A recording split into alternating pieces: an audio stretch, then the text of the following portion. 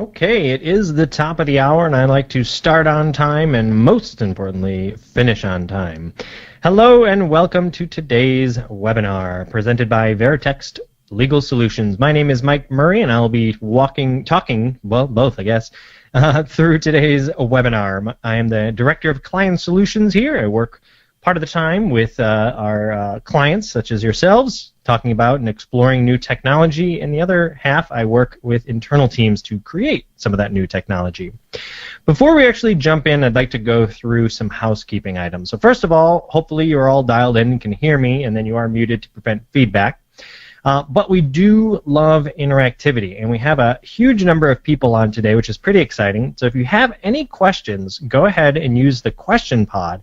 And we'll take breaks throughout to address those questions. My colleague, Rebecca Bryant, is on the line to help address those. So now, because we have so many people, if there is an overwhelming number of questions, if we don't get to yours during the webinar, we will follow up afterwards with an email. We do get a record of these questions. So if we don't answer it, don't fret. We will get you an answer soon after the webinar. The webinar is scheduled for 1 hour. Like I said, we like to end on time.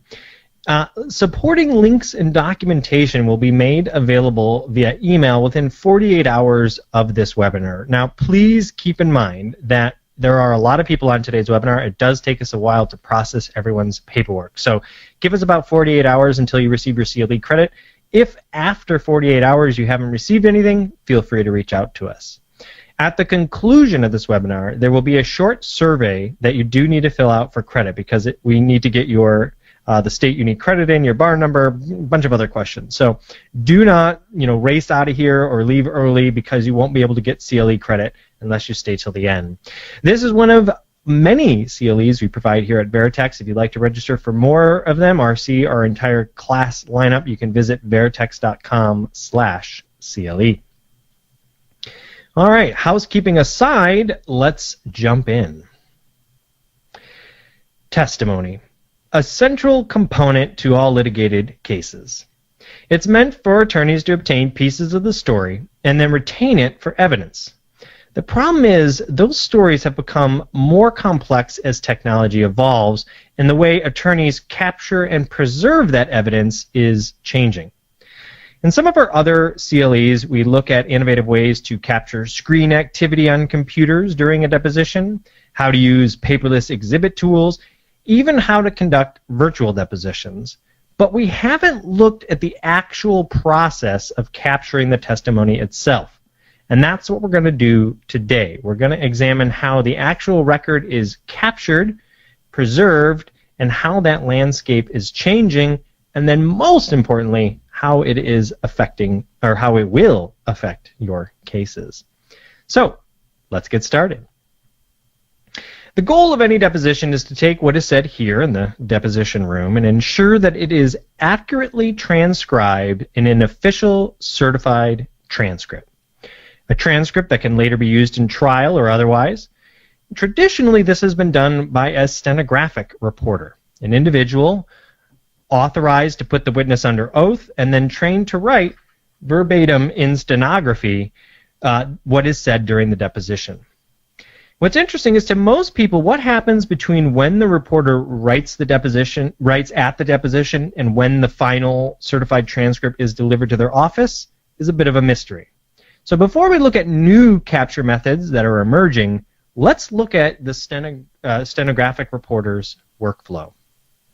So what exactly does a reporter do?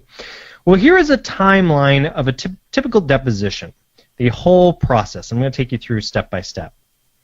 So for starters, most reporters across the country are actually independent contractors, meaning they can work for a variety of agencies.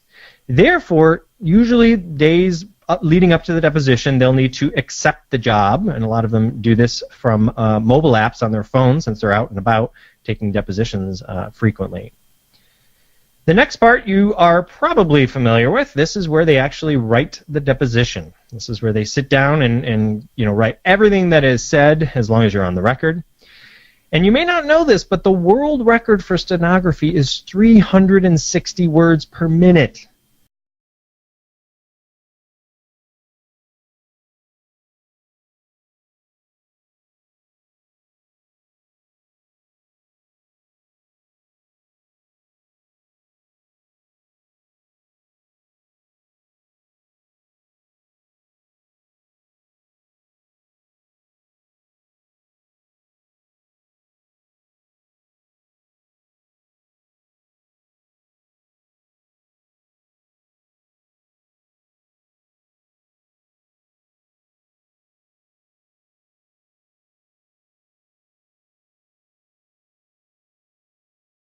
with. Usually a good account for us, the criteria is that they have to have a sales team with at least 10 to 300 reps. They have to be using Salesforce. That's usually a minimum criteria for us. I want them to be prospecting and their prospects have to be online. That's our basic criteria. If those things aren't true, I don't really want to go after an account. Next, I go and try and find someone using LeadIQ and LinkedIn. I'll go to LinkedIn Sales Navigator, I'll find the prospect that I have, I'll look and read their profile. Here's the thing that I do that a lot of people make the mistake of doing. I'll see if we actually can get their contact info. I'm not going to lie to you, we're not always going to get your contact info. That's the nature of these data tools. Whether you use a database, you use us, you use a competitor, I don't care what you use, you're not always going to find the exact contact data that you're looking for all the time. After I get that stuff, I see if the email comes back verified and if I have a phone number, and if I have those two things, I capture the person, send it into SalesLoft and Salesforce simultaneously with one click using LeadIQ. After I get that data, I'm in SalesLoft. My first step is a blank email template with a little boilerplate sentence that I'm going to mention about LeadIQ. I'm going to write a customized email. I'll look at their profile and see if I can find an angle about something that they did with their activity recently, something that I might have in common with them. If I don't see anything on LinkedIn, I'll fall back and talk about the company. Sometimes I'll go on their Facebook if I can find it really quick and see if we have something in common, maybe a movie we both like or something. Then I write copy. And the copy that I write in my email will be really heavily focused on personalization and on them, not focusing on our product or service. So I'll mention something like, hey, I saw you did this. I love that you did that. It's super cool. I'll give my opinion on something they might have commented on. Next step, I'll follow the prospect and add them on LinkedIn with a personalized request, obviously. In my personalized request, I'll mention that I wrote an email to them. I noticed this is what was really special about you, which is why I added you. And it shouldn't be stuff like boring stuff like mutual connections, all that stuff. You just got to jump right in and be honest. Don't use generic phrases. Think about what the prospect's going through. Put yourself in their shoes. If they open the email, I'm calling them. Now, if I call them, I mention what I put in my email. Hey, blah, blah, I wrote you an email the other day. I mentioned that I have a corporate shopper with a suitcase full of money. Do you remember that email? Oh, you didn't read it? Let me tell you a little bit more about why I'm actually emailing you. Right there, you're talking about something on the cold call that relates to the prospect, isn't about your product or service. Now, when you're actually talking to the person on the call, you don't have to go and pitch your product or service. Say, hey, I actually reached out to you because this reason, you're very special to me. This is why you're special to me. And that's what it comes down to, is you need to prove to the prospect why you're special to the person. If they don't answer the phone, by the way, I leave a voicemail and I write an email that says, hey, I sent you a voicemail. I mentioned this specific thing. And I make sure the thing that I always mention is really unique. You can do all kinds of cool stuff. You want to be unique. You don't want to blend in with like the other sales reps that are there. Talk up the prospect that you're talking to. Don't just talk about their company, because all the other reps are talking about their company. Talk about them as an individual, because they have individual interests, individual motivations that they're trying to get. After that, I usually will go and touch them with follow-up. Pretty much every 3 or 4 days, I'll write a really quick email. The email that I write in my follow-up is really focused on what I said in the first couple emails, what I mentioned, and maybe I'll throw in a different value prop instead. If they don't hear back from me, usually my second to last touch that I'll do, I'll send a video to them. In the video, I'll completely customize it and be about them. But that's my prospecting flow. And I usually can hear back from anywhere from like 30 to 40% of the people that I write to using this flow. The other part that takes a lot of time is actually finding accounts. We're doing a little talk with Alex from LeadSift and Corey Bray, who, if you don't know who Corey Bray is, he's a badass. We're going to be talking about what accounts to go after when you're prospecting, because that's half the battle sometimes. Look for a link, you can sign up for it. Prospecting flow, let's go.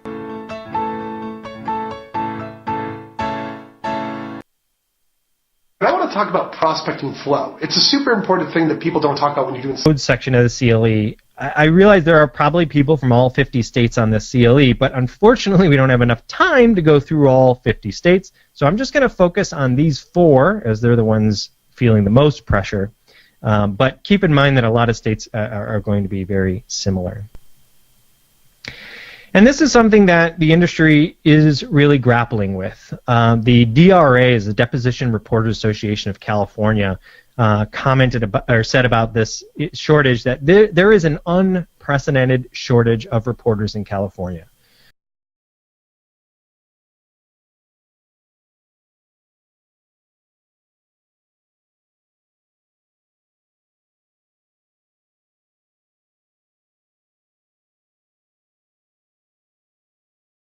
Other methods of capturing the record are being explored as a result. And that's what we're going to look at today. What other options do we have available? Stenographic reporters is definitely the gold standard as far as taking a deposition and recording the record. But as there are less and less, what other options do we have to ensure that cases move forward?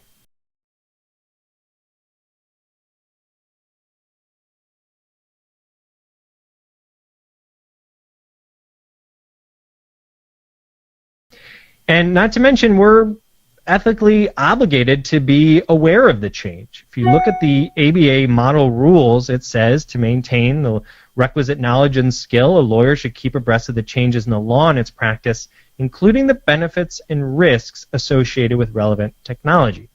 Now, what's interesting is in a lot of our CLEs, we focus on the risk factor. We look at data security risks, things like that. But in this CLE, we're actually going to look at how modern technology can benefit, the attorney and ensure that, you're able to take your depositions. And really what's important to remember is that we see a change in the industry, that it is no longer a one-size-fits-all kind of model. It is because of the unfortunate shortage, there's just not enough reporters to cover every deposition.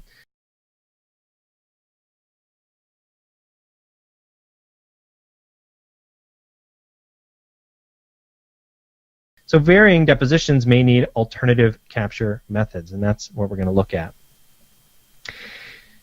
And I really think of it as the same way that law firms have embraced technology when dealing with documents. They need to also expand their horizons and look at new capture methods. I mean, many firms you go into today, while they're not always 100% paperless, more and more people are trying to get rid of those stacks and stacks of documents and move everything digital. So we're really, like I said, going to focus on the benefits of the technology in today's CLE.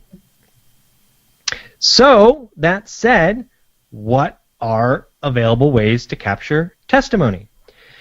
There are a variety of ways. You can use handwriting, just a pen and paper and shorthand that way, probably or definitely the oldest method. You can use a stenographic machine, which you're probably all familiar with, the second one there, the gold standard, if you will.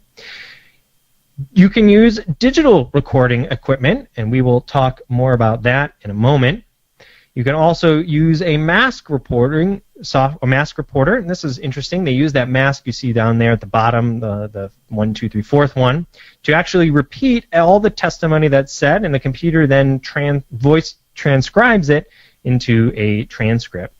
And then the last one you see there is you can get rid of the reporter entirely and just stick an analog audio recording and record it, much like how a lot of courtrooms were set up.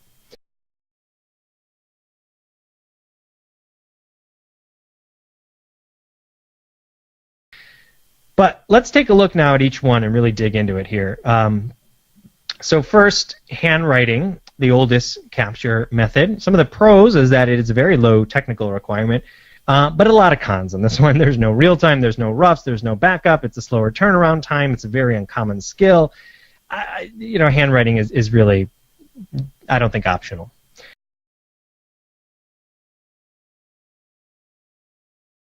Said. This is the one. High consistency, redundant backups, real-time available, rough available. I mean, it is the go-to solution, but the con, less availability. There's just not as many as there used to be.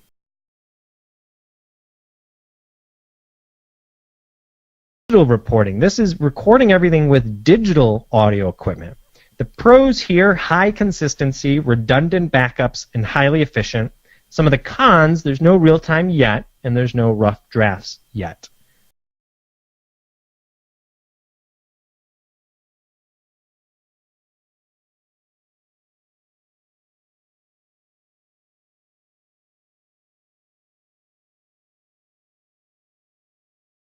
Mask reporting is a great option. Some of the pros is that real-time is available, rough is available.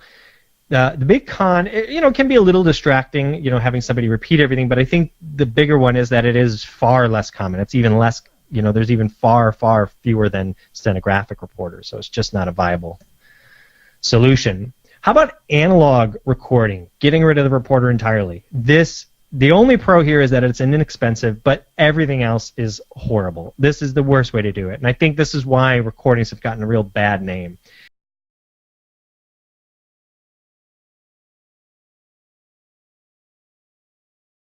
Unmonitored, meaning who knows what it's recording. If people are not close to the microphone, you don't know. There's no speaker identification. If you've been in a court and you've had to go over court transcripts or court video recording, this is a bad way to do it. So we won't even spend any time talking, about that one.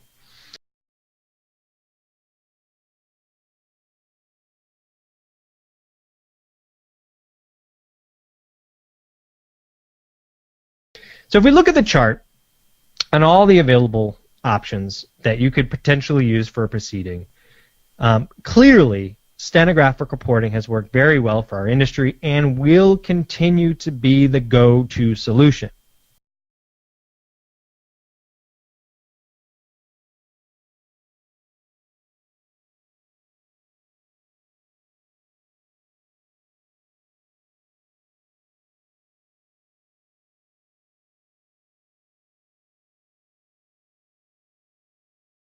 Reporters available, what other options are on the table? Well, handwriting, I don't think so. We see a bunch of X's there. Mask reporting, we see a bunch of green checks, but we still have that problem of being a very, very low availability. Really, in my mind, it seems like the best one to augment the stenographic reporter population when they are not available is digital reporting. And that's what we're going to look at today. We're really going to dig into a lot on what digital reporting is and some of the rules and procedures behind it. But before we do, why don't we jump in and take a look at what exactly is a digital reporter? And there has been a lot of rumors and things around that, but we'll kind of clear up exactly what a digital reporter does. A digital reporter is a trained professional deposition officer, usually a notary in the state, or a notary in the state, not usually, they are, that captures the testimony using digital audio equipment rather than stenography. So they use high-quality modern digital audio equipment. The digital reporter will individually mic each participant to ensure that every word is recorded clearly. They actually record individuals on their own track, so they can later go back and single out voices that can be isolated for more accurate transcription.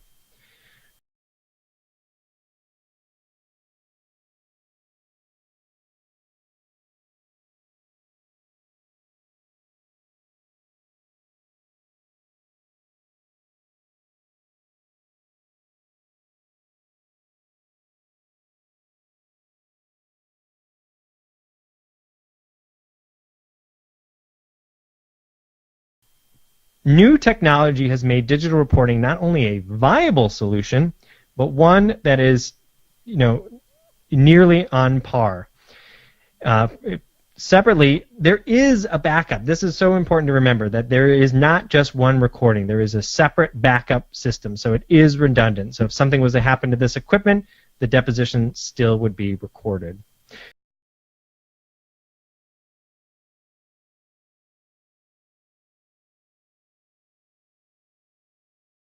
Also, a digital reporter will swear in the witness and mark any exhibits that you may have. And then last and most important, their job is to certify that everything was transcribed faithfully.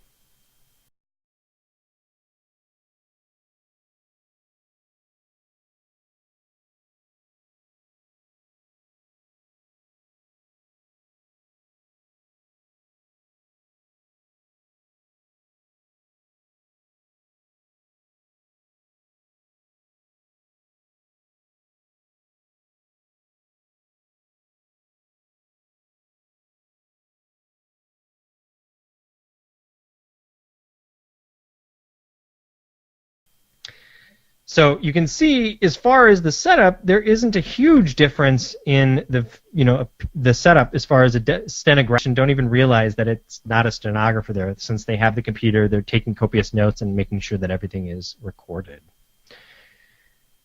So that's a little bit about what a digital reporter is. But let's now take a look at some of the rules and procedures behind it. We want to make sure that we're actually able to utilize these transcripts in our cases.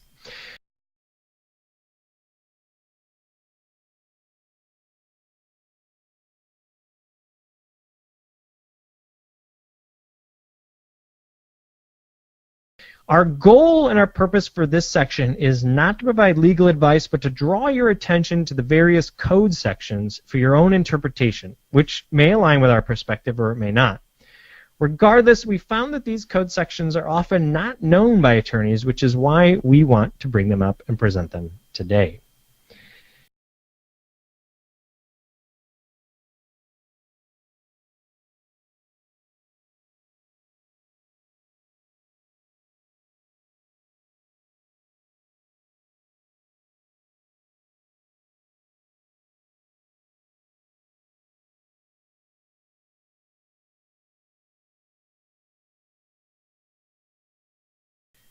As I mentioned, we do not have time to cover all 50 states, so we're just going to focus in on the 4 states and the federal, which would apply to everybody here: California, Texas, Illinois, and New York.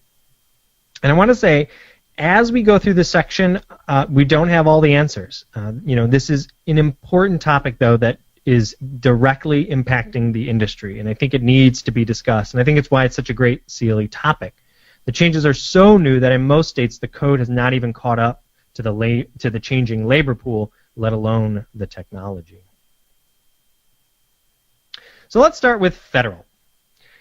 If we look at the federal rules of civil procedure, in particular Rule 30, these are the most expansive of the code sections, in which each capture method is equally weighted. There's not a preference of one over the other. And you can see there the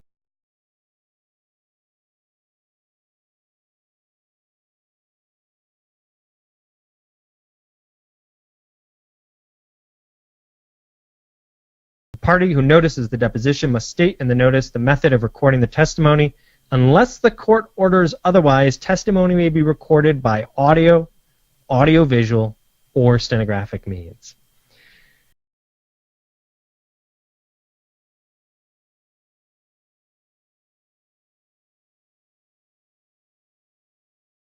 So you'll see there, we've actually highlighted it. And additionally, if we read in Section 5A, the deposition officer is someone who is authorized to administer oaths either by federal law or by the law in the place of examination.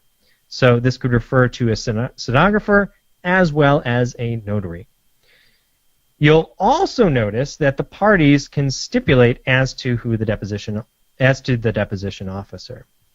I think a takeaway from this and the states we're about to discuss is that alternative options to stenographic reporters are already provided in the relevant code sections, and that it's important for you to consider what is stated in your notice of deposition, as well as the integral power of the ability to stipulate on available other options, for instance, digital reporting.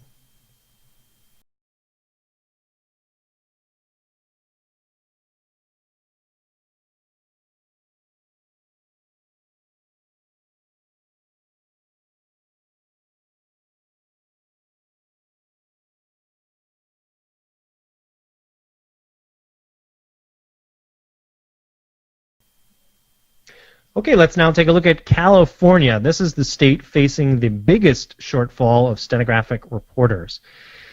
In California, the relevant code section is the Code of Civil Procedure, Section 2025.330. You'll notice from this section that the stenographic method is the default method of preserving the deposition record, which is still by far the predominant and preferred method by which a proceeding would be reported. However, what is not often known is that the section also provides for alternative methods to preserve testimony.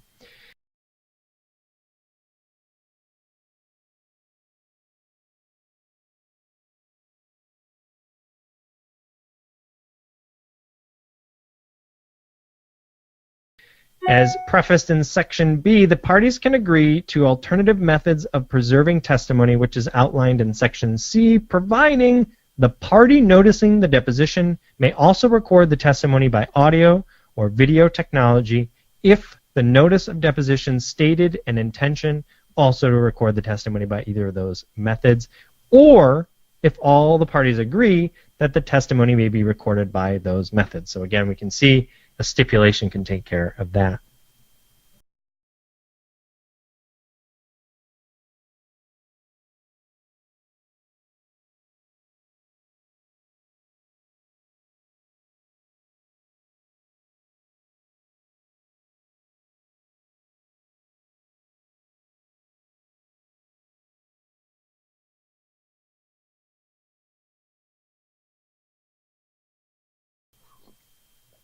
Texas actually has a provision in their code for non-stenographic recording of a deposition.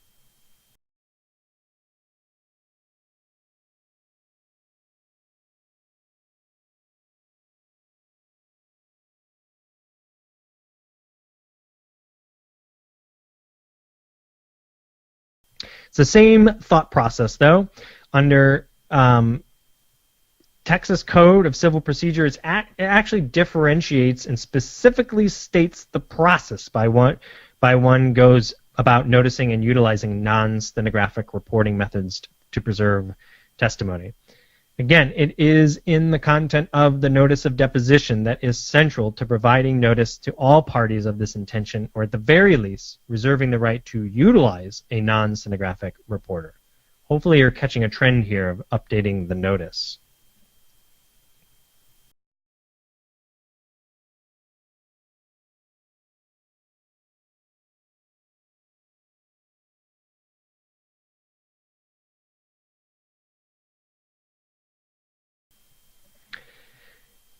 New York is interesting in that technically a reporter does not even need to be certified in that state. But that said, I'm going to stick with the same analysis we did in the other states. Rule 3113 states that a deposition may be taken before any of the following persons.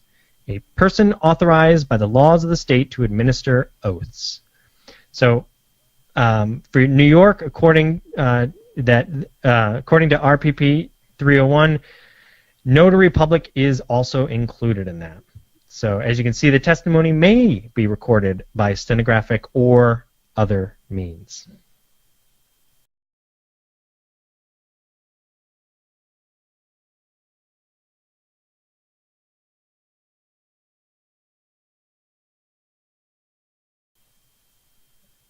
Finally, let's take a look at Illinois. This is a very clear example. Rule 26.2 states that notice must be given if you intend to record the testimony by audio-visual device. While I imagine this refers specifically to videotaping, I think it also can cover digital reporting. The same rule goes on to explain in this section, the officer before whom the deposition is to be taken shall put the witness under oath, and this can be done just like in New York by a notary public.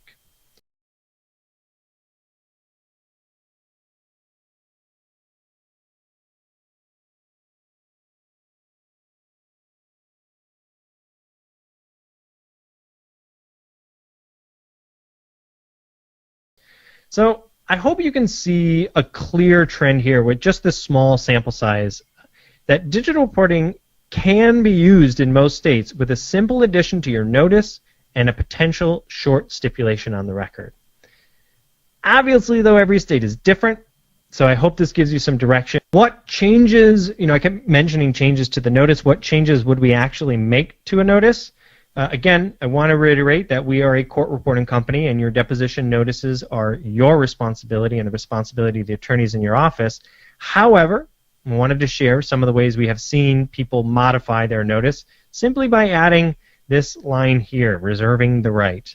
It goes without saying that you should check with your local rules and relevant code sections, but this is what we have seen firms do and be successful.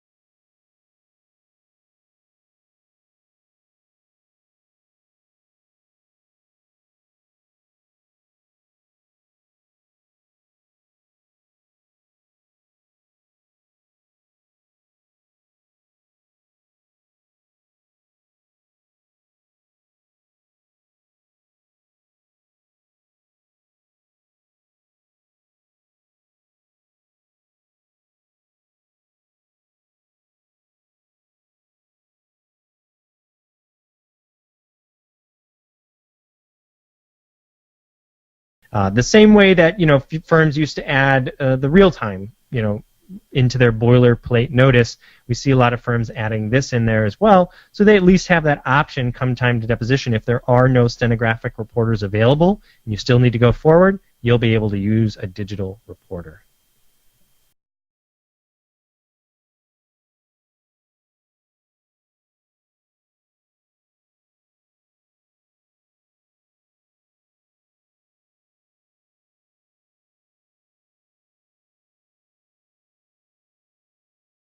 And I mentioned the all-powerful stipulations as we looked at some of the states.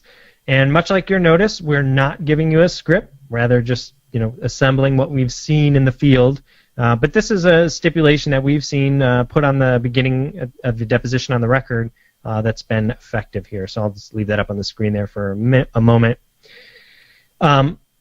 So yeah, another interesting code section which may exist in other states, hence we suggest you look it up, is the type of authority is the Code of Civil Procedure section 2016.3, which provides, unless the court orders otherwise, the parties may, by written stipulation, modify the procedures provided by this title for any method of discovery permitted under this section.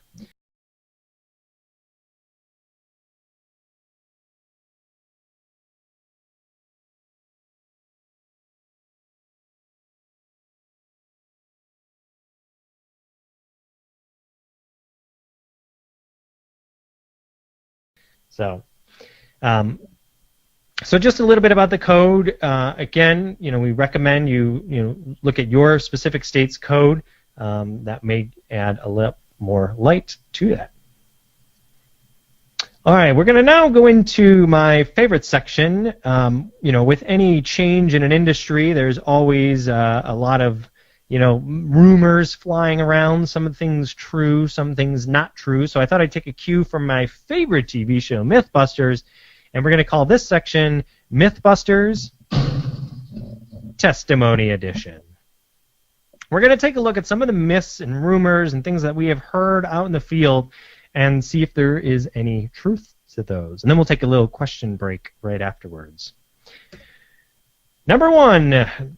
Digital reporting has a slow turnaround time. Well, this one is busted. This is false. Digitally reported proceedings have the same turnaround time as stenographically reported proceedings.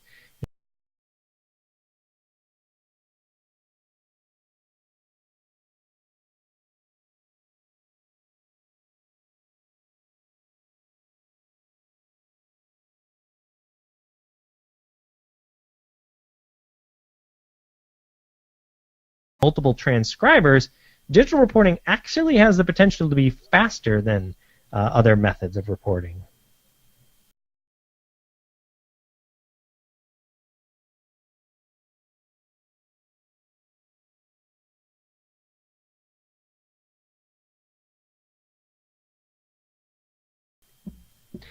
Mask reporting is only used in the military. Well, this one is false, busted.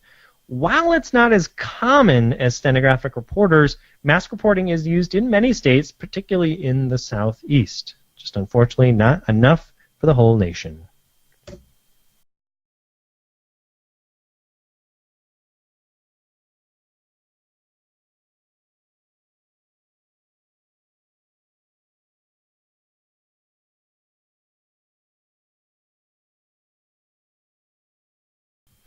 Our next one here, oops, I clicked ahead. Well, you saw the answer to it, but this one, all stenographic reporters can provide real-time.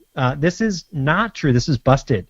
Interactive real-time requires a highly skilled stenographic reporter and special equipment to provide the real-time feed to attorneys. So it is not something that is guaranteed.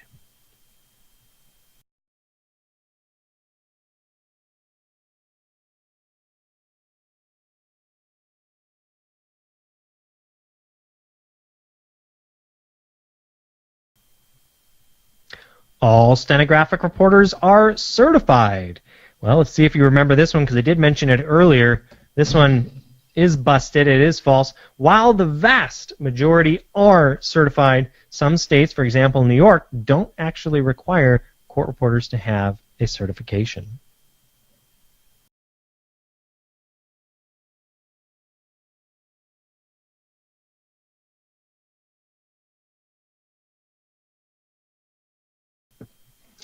This is a big one. Digital reporting has too many inaudible portions. And this one, I think, is mostly the responsibility of unattended analog recording setups like in courtrooms. Many courtrooms throughout the country decided to get rid of reporters and just instead install a recorder, like a subpar recording system. And of course, when when it came time to transcribe these recordings, it was found that there were tons of inaudible portions, no speaker identifications, times when the technology wasn't even working, period. And it caused lots of problems, mistrials. I mean, it was been a mess.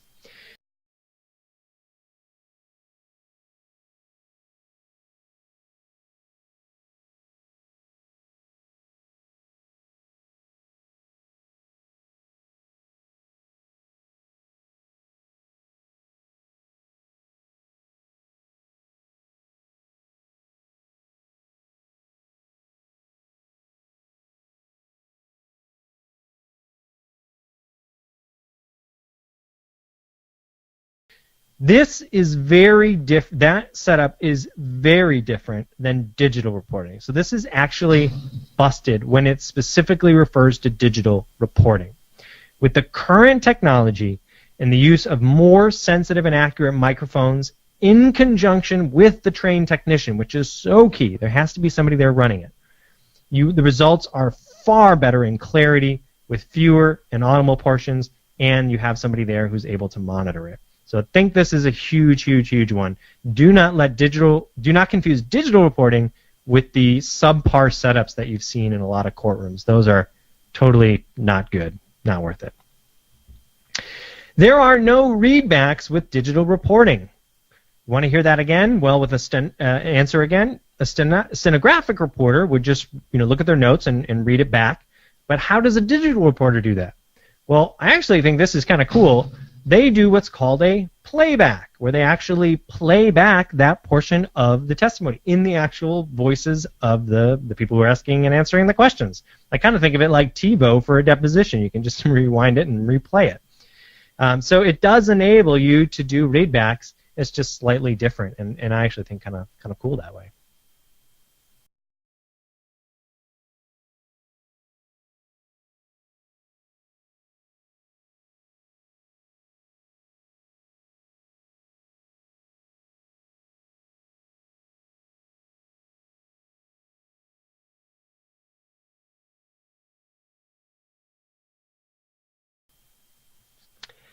Another one we hear is that there are state limitations on using digital reporting. Now, we did not cover all 50 states, but I'm hoping that you can generalize from what we covered that this is, in fact, busted or false.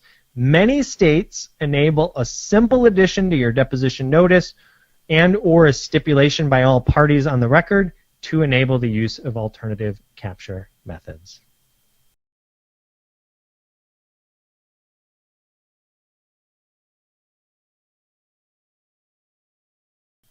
Here's another big one.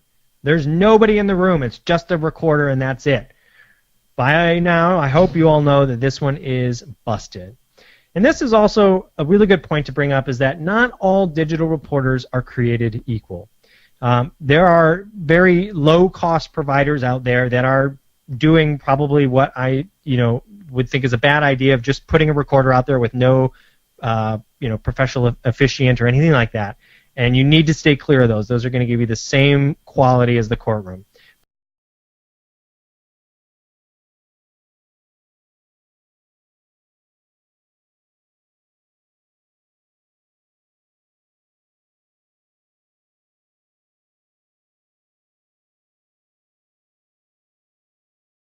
But a proper digital reporter would be a professional officiant in the room, swearing people in, monitoring the equipment, etc. This is so key. If they just send you a recorder for your deposition or like set up an iPad or something, find a new one. That is not a good option.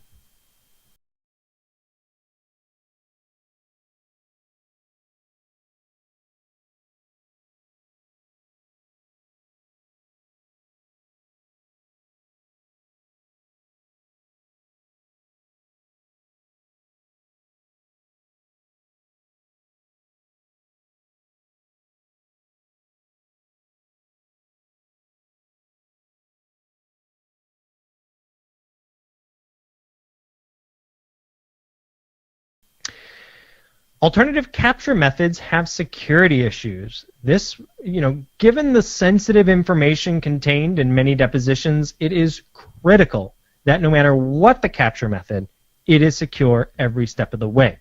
And we see this with stenographic reporters. Well, is it the same with digital reporting? It is. A proper digital reporter's process should meet or exceed all industry standard security policies. This includes end-to-end encryption, HIPAA and PII compliance, just to name a few. So it needs to be just as secure as a stenographic reporter's workflow.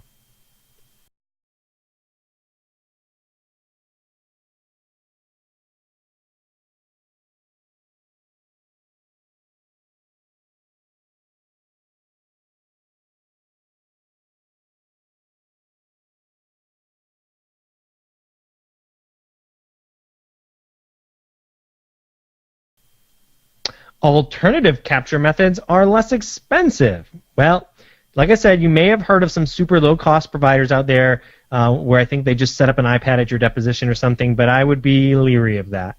Generally, those are not meeting all the requirements that we have been talking about. Because, in fact, a proper digital reporter is going to do all the work that's done to coordinate, manage, record, transcribe, securely transfer, store. All of that is the same. The only thing that's changed is the method of capture, but the skill and professionals involved are just as valuable to the process.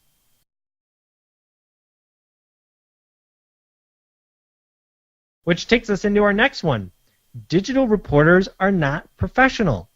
And this is a worry to some attorneys, and rightfully so. I mean, you're going to have your client there, opposing counsel, maybe an expert. I mean, a deposition is no place for an untrained, unprofessional technician.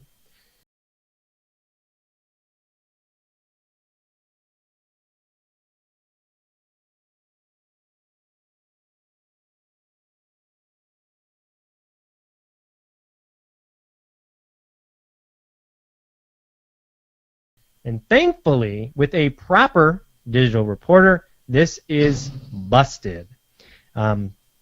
A proper digital reporting agency or company provides vets every digital reporter, ensuring that the highest level of professionalism is met, and in addition to industry certifications and technical savviness. So, very big key one. And then our last myth, alternatively captured transcripts are not as accurate. If you learn nothing else from this CLE, I hope that you take away that this one is busted. Current technology provides for more sensitive and more accurate microphones.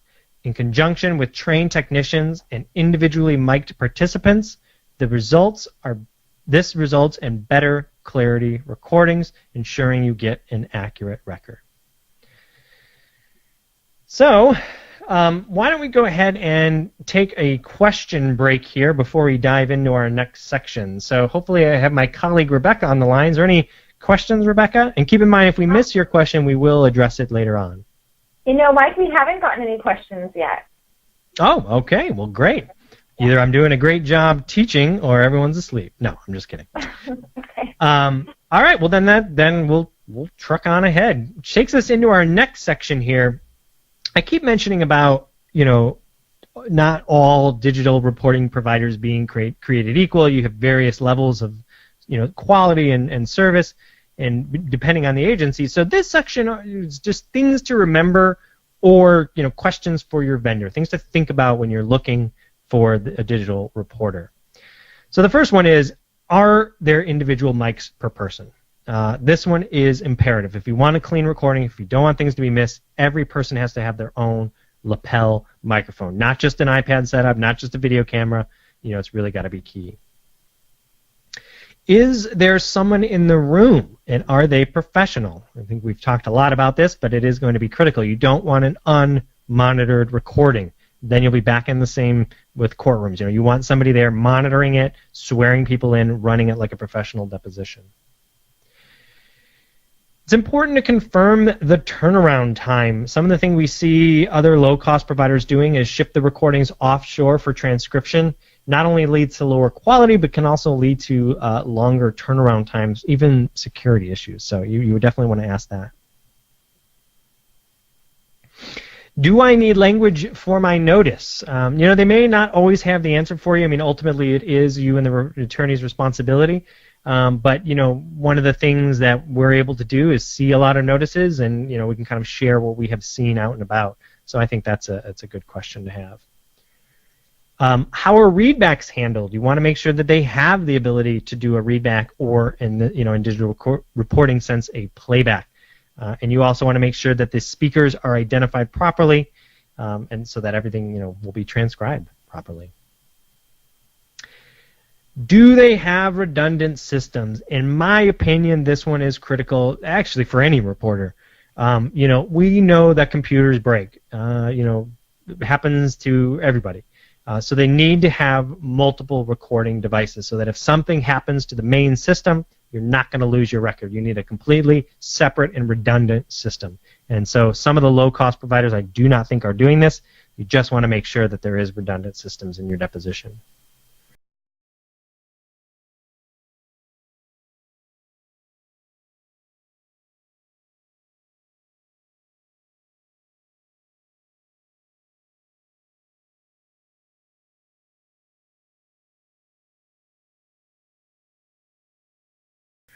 Will an oath be administered? This one may vary depending on what you need and depending on your local rules, but it's important to know that the digital reporter will be able to administer an oath. Excuse me. Ugh.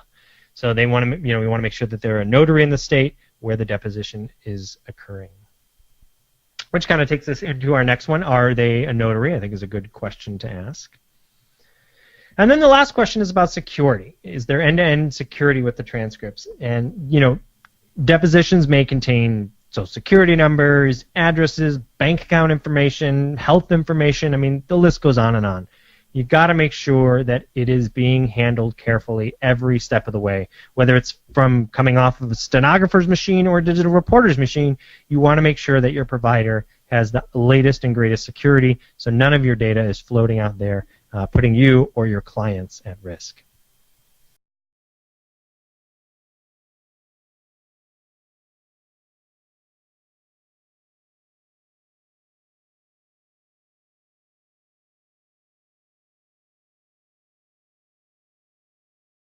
So while that's not an entirely comprehensive list, I hope that at least gets the conversation started with you and your deposition reporting provider to ensure that any deposition you have, no matter what the method, goes smoothly.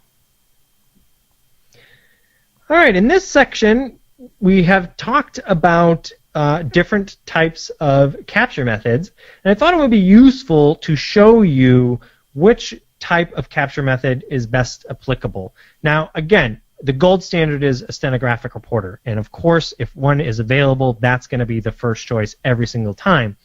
But in those instances when one is not available, which proceedings are best for stenographic versus can work with digital reporting? So we're going to play a few games here and show you, or a few scenarios here that show you that, again, it's not a one-size-fits-all kind of industry any longer. So let's go through them. So in our first scenario here, this is an intellectual property case involving the design of websites and a customer checkout process.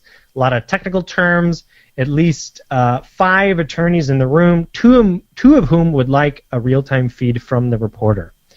Well, this one is the best fit for a stenographic reporter.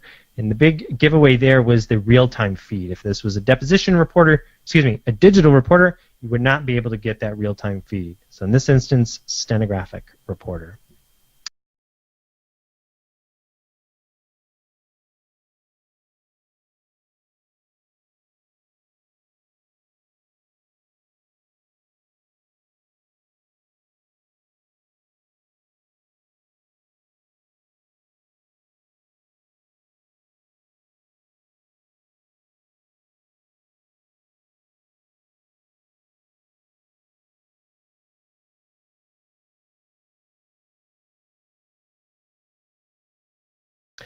Our second scenario is a simple one here, examination under oath. The adjuster would like to conduct several of these in a day. Well, this is actually a really good fit for a digital reporter because these are pretty straightforward depositions, not involving a lot of technical terms or complicated things, and most likely no need for real time. A digital reporter is a good fit particularly because they can just do back-to-back throughout the day, as many as they need.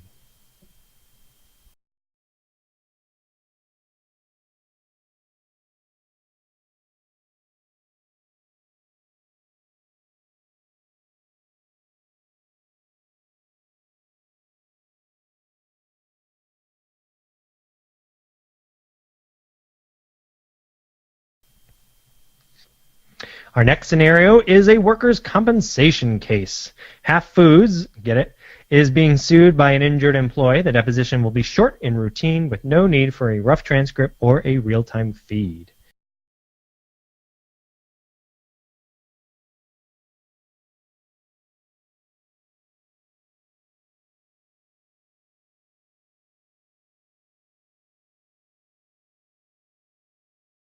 If there are no stenographic reporters available, to use a digital reporter. Again, because there's no real-time or rough, I think it would be a really good fit for a digital reporter.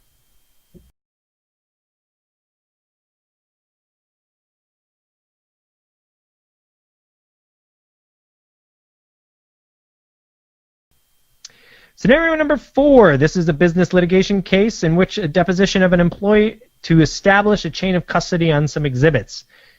However, at 5 p.m. the night before, you finally heard back from the employee regarding their availability. They said tomorrow's the only day they can be deposed. Tomorrow or nothing.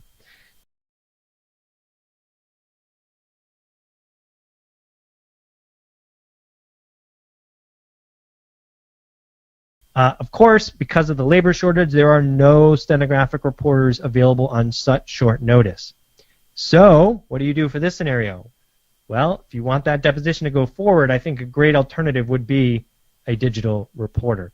While you may not be able to have real-time or rough, you're going to at least get that deposition taken care of.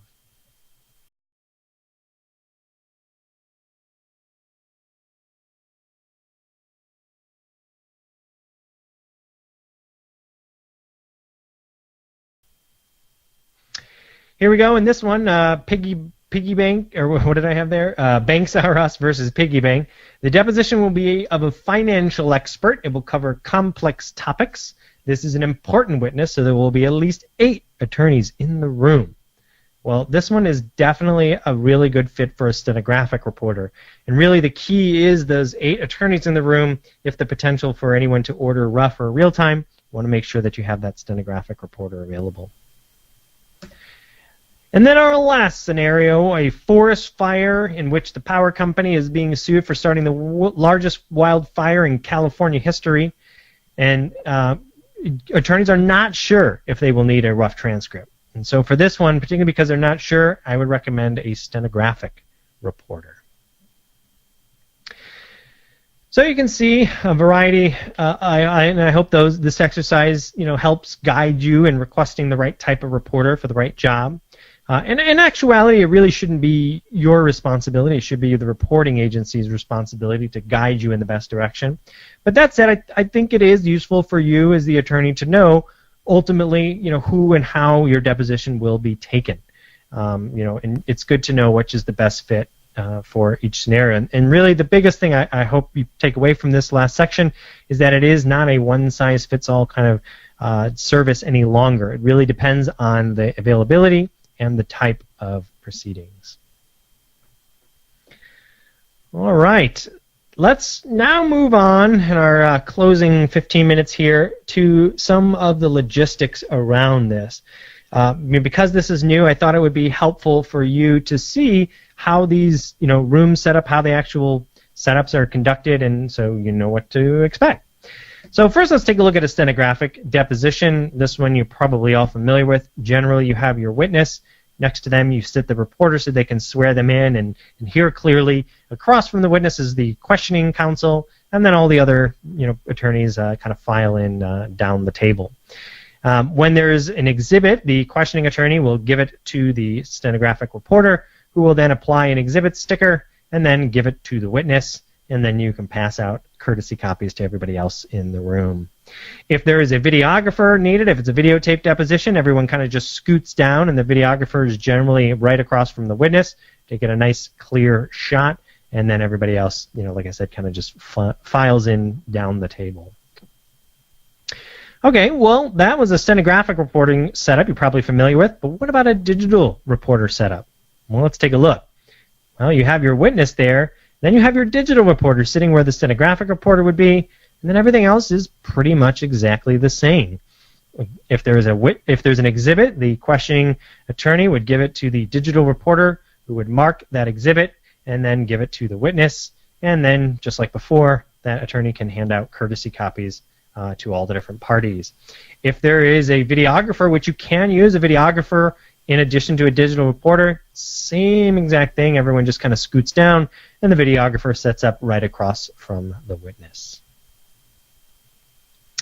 Now, I like to put this last one in here, virtual depositions. This one is become more and more popular as people don't want to have to travel for depositions. So I thought I would show you the setup for that. So here we have our deposition setting up. Can be either type of reporter. So in this instance, I just wrote reporter.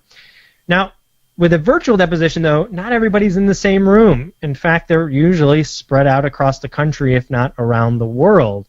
Now, generally, the reporter is with the witness, wherever the witness is, and that is so that they can swear them in and also, help them set up the equipment, things like that. But it doesn't have to be, and we'll talk about that in a minute. So to conduct the virtual deposition, everybody has a computer in front of them. People who want to be on camera, for instance, the witness and the questioning counsel have little webcams you can see on the top of their computer. But then other people in the virtual deposition, for instance, the co-counsel, the client, and opposing counsel, are in just listen-only mode. So they're just watching. Actually, excuse me, the opposing counsel is on camera as well. But the client and the co-counsel are in listen-only mode, which means they're just watching what's going on, which is a great way if you want to have somebody sit in on a deposition without actually having to be there. A huge use case we see for this is partners wanting to sit in on associates' depositions. They may not want to have to travel to go there, but they want to keep an eye on it, have them dial in via listen-only mode, and they're going to be able to just watch what's going on. This is what it actually will look like for the attorneys logged into their screen. You can see the big one there. The big picture is the witness, and then beneath are any of the other attorneys or parties dialed in. If they're on camera, they can be on listen-only mode. And because this is something customary, they actually build in the real-time feed there so you can actually see what the reporter is writing. But the other nice thing is that the reporter doesn't technically have to be with the witness. If you stipulate otherwise, again, that all-powerful stip, they can be anywhere. For instance, one scenario I was helping... I skipped ahead of myself here. How do we deal with documents? And then I'll finish that scenario. How do we share exhibits if everyone is virtual? Well, you will have to use paperless exhibits and some sort of paperless exhibit tool, but in that instance, usually the questioning attorney will upload his exhibit or her exhibit, and then copies will be pushed out to everybody, including the witness, using that digital exhibit platform. But now let's talk about that other setup. I kind of got ahead of myself here, but the witness it was stipulated that the questioning, the two attorneys would be in our Irvine, California conference room with the reporter, and the witness would be somewhere in the middle of India calling in from their home. There was no way that the attorneys could get there and back before trial, so they stipulated and that they were able to take the deposition right in the conference room in Irvine while the witness was somewhere in the middle of India dialing in from their home computer. So as you can see, virtual opens up a whole lot of possibilities. It's definitely something that has exploded in popularity. We've done these as far as, like I said, India, Australia, different war-torn zones when maybe people don't want to go there, which I don't blame them. We've also seen these as close as one conference room to the next because it was a divorce case that was so hostile they couldn't be in the same room at the same time. So a lot of different uses for this, but definitely something to kind of keep in your back pocket if you don't want to have to travel. Well, that takes us to our last 10 minutes. Let's see, are there any questions, Rebecca? We do have a few questions. So, okay, great. One question we have is, does the ordering firm get an audio copy of the testimony? That is a great question, and they do not. It works very similar to the way the stenographic reporters will generally record the proceedings using their machine just as a way to kind of go back and check things. It is their work product, and it is not available. Good question, though. We also had a question about that oftentimes this person needs to set up like a court reporter for a state court hearing in California. So have digital reporters ever been used for court hearings? Ooh, that is a great question, and I'm going to have to get back to you on that. I don't want to make a guess. So what I will do is I will check with our in-house counsel and find out, what we have done around that. So I will. If you could take a note, Rebecca, of who that was, I will respond to them directly once I get an answer. Good question, though. Yes, I will do that. And what about? Sorry.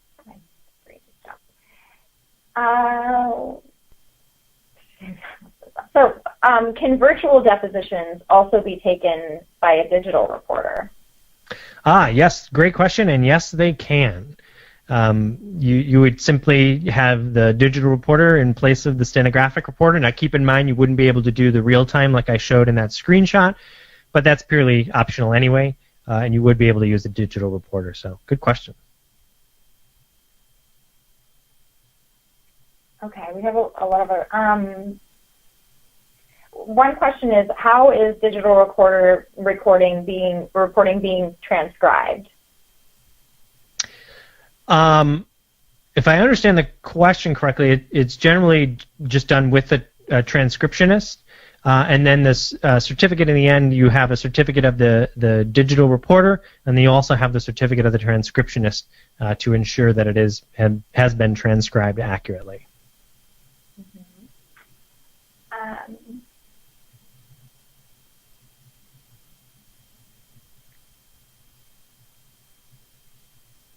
While you look through, while you look through those, I wanted to leave everybody with a few resources. So, we covered the 5 sections of code.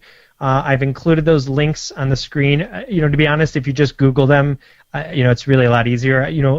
What we recommend too is just Google your state and deposition proceedings, or and usually it'll find it up.